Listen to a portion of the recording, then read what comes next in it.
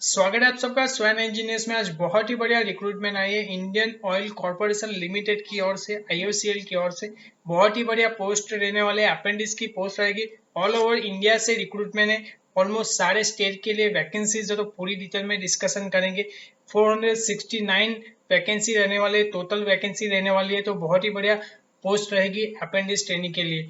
और एक चीज आप सबको इम्पोर्टेंट चीज बता दूं कि जो हमारी रिक्रूटमेंट होने वाली है वो बेस्ड ऑन रिटन टेस्ट होगी। हमारा जो सिलेक्शन होगा वो बेस्ड ऑन रिटन टेस्ट होने वाला है, कंप्यूटर बेस्ड टेस्ट होगी। 100 मार्क्स का हमारा पेपर रहेगा, तो उसके बारे में भी पूरी डिटेल में डिस्कशन करेंगे ताकि आपको पूरी इन्फॉर्मेशन मिल जाए और आपको किस तरह से एग्जाम पैटर्न रहने वाला है उसकी भी पूरी डिटेल में इन्फॉर्मेशन मिल जाए। तो लास्ट तक बने रहिए ताकि आपको पूरी इन्फॉर्मेशन मिल जाए। और आप सब मेरे चैनल में नए हो, मेरे चैनल को सब्सक्राइब नहीं किया तो सब्सक्राइब कर लीजिए, बेल आइकन को प्रेस कर लीजिए ताकि इस तरह की अपडेट आप सबको मिलती रहे। और इस अपडेट अच्छी लगी तो जरूर से लाइक कर दीजिए एंड शेयर कर दीजिए अपने फ्रेंड्स एंड फैमिली के साथ ताकि उन लोगों को भी इस तरह की अपडेट मिलती रहे।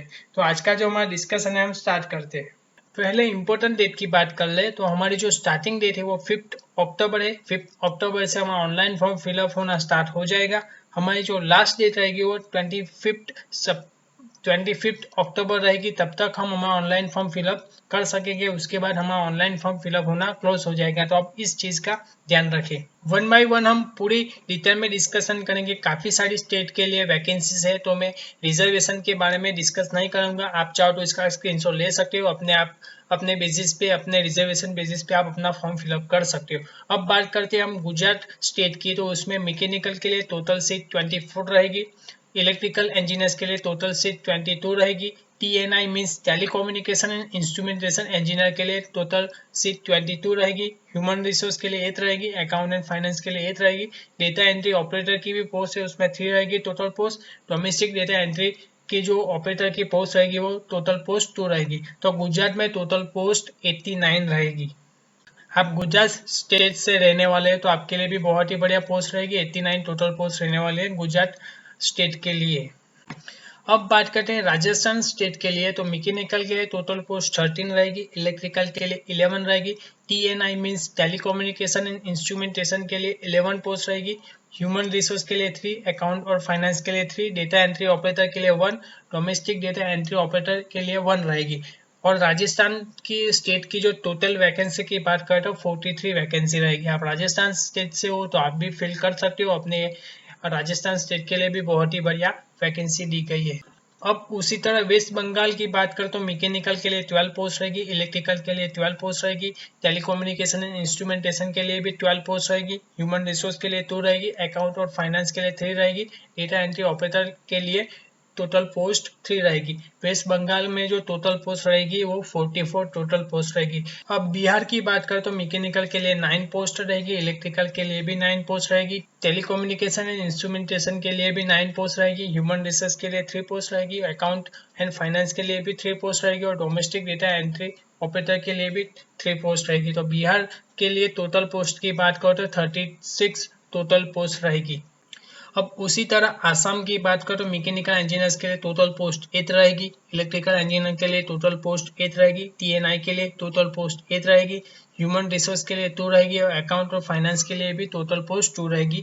तो आप आसाम से हो तो भी आपके लिए बहुत ही बढ़िया पोस्ट है, टोटल पोस्ट 28 रहेगी, तो आप अप्लाई कर सकते हो। उसी तरह उत्तर प्रदेश की बात करें मैकेनिकल के लिए टोटल पोस्ट 6 रहेगी। इलेक्ट्रिकल के लिए टोटल पोस्ट 6 रहेगी एंड TNI के लिए भी टोटल पोस्ट 6 रहेगी। उत्तर प्रदेश से हो आप तो टोटल वैकेंसी 18 है और आपने mechanical, electrical, telecommunication, electronics and communication and instrumentation में आपने डिप्लोमा किया है तो आप अप्लाई कर सकते हो। जैसे कि मैंने मेरे वीडियो के स्टार्टिंग में भी आप सबको बताया कि ऑल ओवर इंडिया से रिक्रूटमेंट है, ऑलमोस्ट सारे स्टेट के लिए वैकेंसीज है, तो बहुत ही बढ़िया अपॉर्चुनिटी रहेगी डिप्लोमा इंजीनियर्स के लिए। उसी तरह साउथ ईस्टर्न रीजन पाइपलाइन की बात करें तो उड़ीसा में मैकेनिकल के लिए 13 पोस्ट रहेगी। इलेक्ट्रिकल के लिए 13 पोस्ट रहेगी। टेलीकम्युनिकेशन एंड इंस्ट्रूमेंटेशन के लिए 13 पोस्ट रहेगी।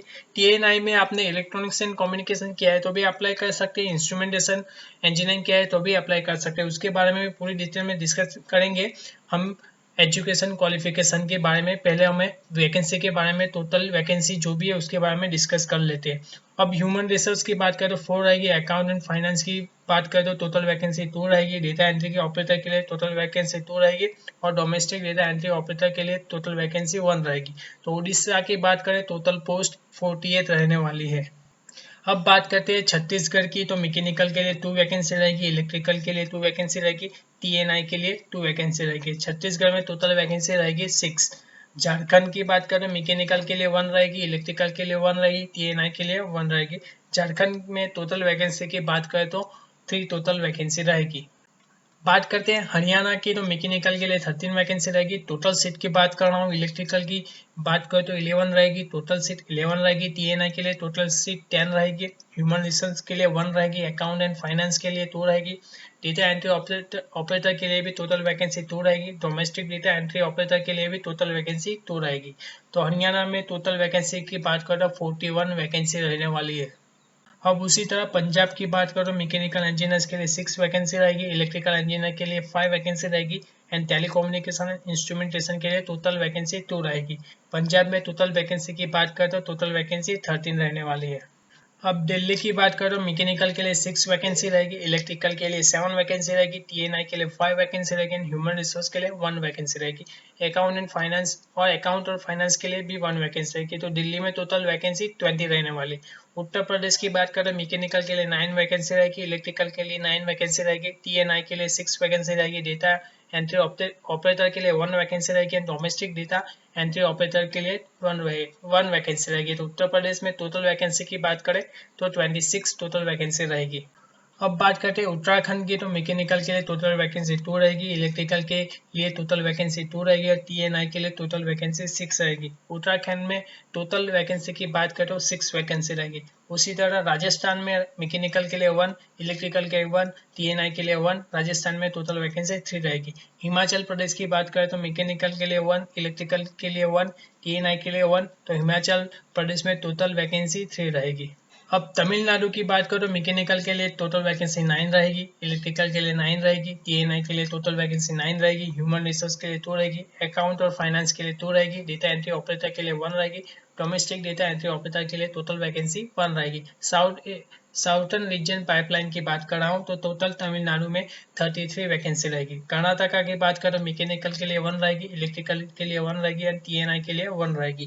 कर्नाटका की टोटल वैकेंसी की बात करें टोटल वैकेंसी 3 रहेगी। अब आंध्र प्रदेश की बात करें, मैकेनिकल के लिए 2 वैकेंसी रहेगी, इलेक्ट्रिकल के लिए 2 वैकेंसी रहेगी और TNI के लिए टोटल वैकेंसी 2 रहेगी। आंध्र प्रदेश में टोटल वैकेंसी की बात करें तो 6 वैकेंसी रहेगा और पाइपलाइन डिवीजन में टोटल वैकेंसी की अभी तक की बात करें तो 469 टोटल वैकेंसी और सारी की सारी वैकेंसी डिप्लोमा इंजीनियर्स के लिए रहेगी और जो अकाउंट और फाइनेंस ह्यूमन रिसोर्स के लिए ग्रेजुएशन चाहिए और जो डोमेस्टिक डेटा एंट्री ऑपरेटर के लिए 12 पास होना चाहिए। जैसे कि मैंने क्वालिफिकेशन की बात ही कर ली है तो हम प्रॉपर वे में डिस्कस कर ले। तो essential qualification technician apprentice mechanical के लिए आपने डिप्लोमा किया होना चाहिए, फुल टाइम 3 ईयर डिप्लोमा किया होना चाहिए, 2 इयर्स आपने mechanical engineering and automobile engineering से आपने डिप्लोमा फुल टाइम में डिप्लोमा किया है तो आप टेक्नीशियन अप्रेंटिस मैकेनिकल के लिए अप्लाई कर सकते हो। अब बात करते हैं टेक्नीशियन अप्रेंटिस की इलेक्ट्रिकल में, तो इलेक्ट्रिकल में electrical engineer and electrical and electronics engineer apply कर सकते हैं, उसमें फुल टाइम डिप्लोमा आपका होना चाहिए। टेक्नीशियन अप्रेंटिस की बात करें TNI, जैसे मैंने बोला था टेलीकम्युनिकेशन एंड इंस्ट्रूमेंटेशन की बात करें तो उसमें आपके पास फुल टाइम डिप्लोमा होना चाहिए, जिसमें इलेक्ट्रॉनिक्स एंड कम्युनिकेशन इंजीनियर से किया हो आपने, इलेक्ट्रॉनिक्स एंड टेलीकम्युनिकेशन इंजीनियर से किया हो आपने, electronics and radio communication engineer, instrumentation and control engineer, instrumentation and process control engineer, electronics engineer, इन सारे ब्रांचेस TNI के लिए अप्लाई कर सकते हैं, टेलीकम्युनिकेशन एंड इंस्ट्रूमेंटेशन के लिए अप्लाई कर सकते हैं। Trade apprentice assistant human resource के लिए फुल टाइम बैचलर डिग्री होनी चाहिए गवर्नमेंट रिकॉग्नाइज यूनिवर्सिटी इंस्टीट्यूट से। ट्रेड अप्रेंटिस अकाउंट की बात करें फुल टाइम बैचलर डिग्री होनी चाहिए कॉमर्स में।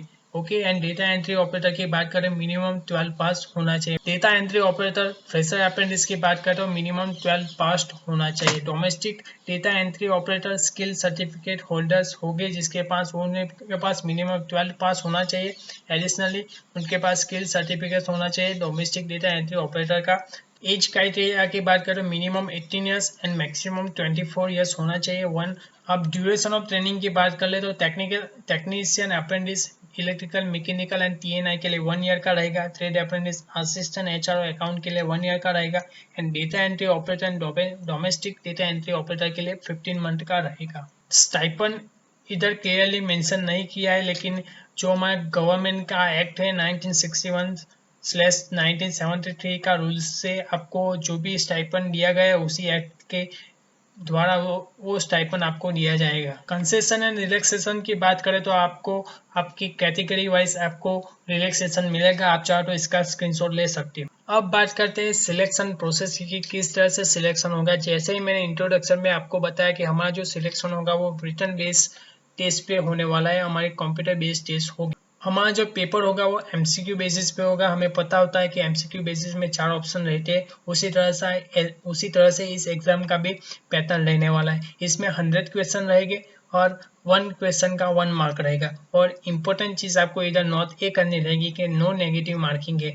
नेगेटिव मार्किंग रहने वाली नहीं है, क्योंकि नेगेटिव मार्किंग नहीं है इसलिए हम पूरा का पूरा पेपर हम अटेम्प्ट कर सकते हैं विदाउट एनी फियर। ओके, अब बात कर लेते हैं हमारा जो किस तरह से हमारा सिलेबस रहेगा। तो 100 क्वेश्चन रहने वाले, उसमें से जो 75 क्वेश्चन रहेगा वो हमारे डिसिप्लिन से रहेगा। मीन्स आपने डिप्लोमा में मैकेनिकल किया तो आपका जो 75 क्वेश्चन रहेगा वो आपने जो डिप्लोमा में स्टडी किए उसी बेसिस पे रहेगा। उसी सिमिलरली इलेक्ट्रॉनिक्स एंड इंस्ट्रूमेंटेशन से रहेगा। मीन्स कि आपके जो भी डिप्लोमा में किया है उसका 75% मार्क्स हमारा डिप्लोमा के में हम जो स्टडी करते हैं उसमें से आएगा। और जो 25 क्वेश्चन रहेगा वो जनरल एप्टीट्यूड एंड रीजनिंग का रहेगा, जनरल इंग्लिश रहेगा, numerical aptitude and general knowledge का 25 क्वेश्चन इसमें से पूछे जाएंगे। तो आप चाहो तो इसका स्क्रीनशॉट ले लो ताकि आप जब एग्जाम देने चाहो तो आपको पता रहे कि हमारा किस तरह का एग्जाम पैटर्न रहने वाला है। फिर से बता दूं, इस एग्जाम की नेगेटिव मार्किंग रहने वाली नहीं है। और एक इम्पोर्टेंट चीज़ आपको इधर नोट करनी रहेगी, जो हमारा पेपर रहेगा वो 120 मिनट का रहने वाला है, मीन्स 2 आवर्स का रहेगा।